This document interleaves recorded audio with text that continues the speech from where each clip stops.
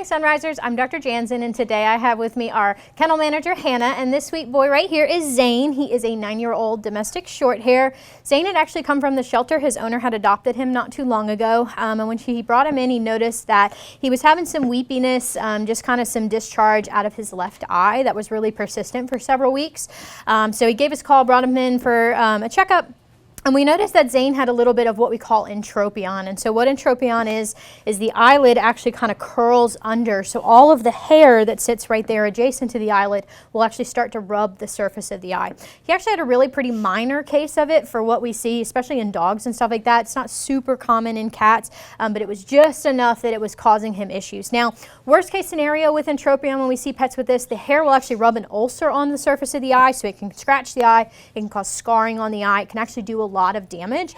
For him, it wasn't quite that severe. It was just enough to give him some irritation to get him some weepiness out of that eye. So we elected to perform surgery. And so we did essentially a skin lift on it. We make a very, very small incision, and for him it was actually about 1 millimeter. It was microsurgery that we had to do to make that correction on him.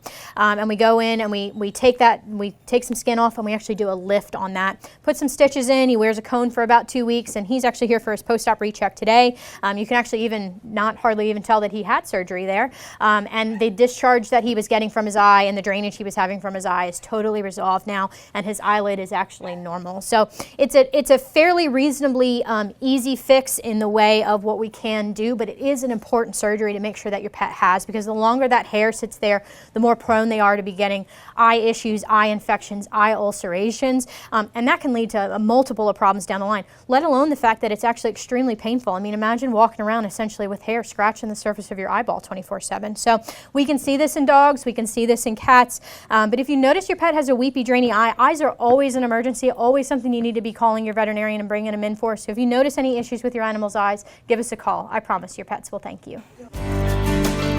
WCBI Animal Health with Dr. Emerson was brought to you by Emerson Animal Hospital in West Point.